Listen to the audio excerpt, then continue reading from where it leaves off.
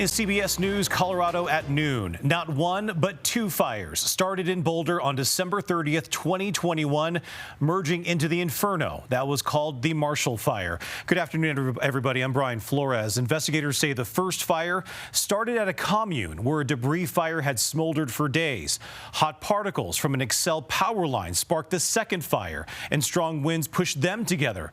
More than 1,000 homes were destroyed and 2 people died. Many people still rebuilding. Our Sean Boyd lives in the Marshall Fire burn area and was there for today's report. Sean, we heard about these 2 causes in the fire in the first days of this fire. That is true, Brian. But in arriving at their conclusion, the sheriff and district attorney say they conducted an exhaustive investigation because they wanted to be certain. They examined 200 pieces of evidence, they say, studied hundreds of pictures and body cam recordings, listened to every 911 call, executed numerous search warrants, and interviewed hundreds of people. They brought in state and federal investigators, hired national experts, and say they are confident the Marshall Fire had 2 origins. The first at a commune on El Dorado Springs Drive, where residents were burning debris on December 24th, 6 days before the fire, on a day when it was cool and damp. They used dirt to bury the fire, and on December 30th, high winds uncovered embers that ignited nearby vegetation. Investigators traced the second cause to a power line near Marshall Mesa Trailhead that they say broke loose and came in contact with other wires, sparking and igniting a second fire. The 2 fires then merged at some point. The sheriff and district attorney admit it is possible embers from the first fire caused the second, but highly unlikely.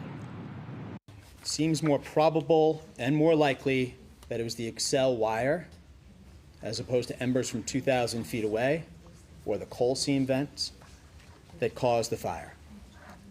I recognize that Xcel may not share that view. But the evidence we have and the input from the experts and the investigators and all the work that has gone into it led us to conclude that it's more likely that that second fire was started due to an Xcel wire that had become unmoored from the pole. District Attorney Doherty says he did not find sufficient evidence of negligence or recklessness in either the residents or Xcel's case to bring criminal charges, but he acknowledges the standard for civil liability is much lower, and we know that there is already a lawsuit against Xcel. Brian? And Sean, we know personally you were affected by this Marshall Fire, many of your friends and neighbors affected as well. Just how are you feeling about these findings, Sean? You know, Brian, it is never easy to have to relive this fire. Every time we talk about it, it is emotional. For me personally, and I know this isn't probably how others might feel, but knowing the cause doesn't give me any comfort. It is still just an unbelievable disaster. And people are still recovering and will be for years to come. Yeah, absolutely. Sean, just want to say thank you so much for all the reporting that you've done on that dreadful day. We appreciate it.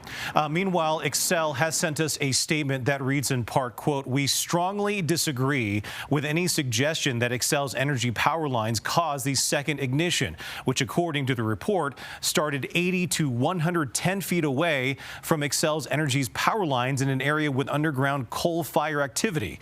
Now, Xcel says it did not see the report and the analysis is flawed.